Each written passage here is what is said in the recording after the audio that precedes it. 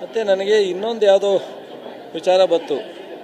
ಈ ನಮ್ಮ ಕೇಂದ್ರ ಸಚಿವರು ಕುಮಾರಸ್ವಾಮಿಯವರು ಬಿಡದಿ ಹತ್ರ ಒತ್ತುವರಿ ಮಾಡ್ಕೊಂಡಿದ್ದಾರಂತೆ. ಕೋರ್ಟಲ್ಲಿ ತನಿಖೆ ಆಗಬೇಕು, ಅದನ್ನು ಸಂಪೂರ್ಣವಾಗಿ ಸರ್ವೆ ಮಾಡಬೇಕು, ಖಾಲಿ ಮಾಡಿಸ್ಬೇಕು, ಇಲ್ಲದೇ ಇದ್ದರೆ ಕ್ರಮ ತಗೋತೀವಿ ಅಂತ ಕೋರ್ಟಿಂದ ಆದೇಶ ಆಗಿತ್ತು.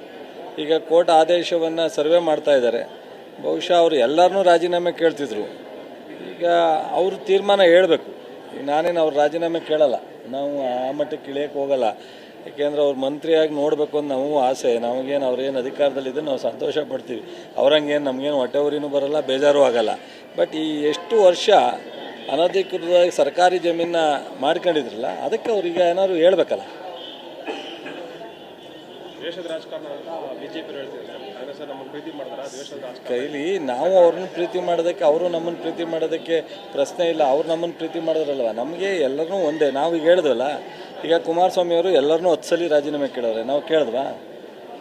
ರಾಜೀನಾಮೆ ಕೇಳಲ್ಲ. ಅದು ದ್ವೇಷ ಅಲ್ಲ ಅಂತ. ರಾಜೀನಾಮೆ ಕೇಳೋದು ಮತ್ತು ಇನ್ನೊಬ್ಬರನ್ನ ಹುಡ್ಕೋದು ಅದು ದ್ವೇಷ ಅಂತ. ನಾವು ಯಾವತ್ತೂ ದ್ವೇಷದ ರಾಜಕಾರಣ ಮಾಡಿಲ್ಲ, ಮಾಡೋದೂ ಇಲ್ಲ.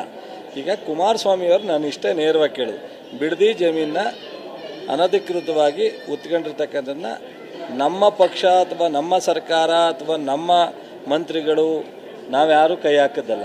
ಯಾರೋ ಪಬ್ಲಿಕ್ ಲಿಟಿಗೇಷನ್ ಹೋಗಿ ಸರ್ಕಾರಕ್ಕೆ ನಿರ್ದೇಶನ ಕೊಟ್ಟಿದೆ ಕೋರ್ಟು, ಇದನ್ನು ಸರ್ವೆ ಮಾಡಿ ಅಂತ. ಈಗ ಸರ್ವೆ ಮಾಡ್ತಾ ಇದ್ದಾರೆ, ಪ್ರೂವ್ ಆಗಿದೆ. ಈಗೇನು ಅಂತ ಉತ್ತರ ಕೊಡಿ ಅಷ್ಟೇ. Thank you.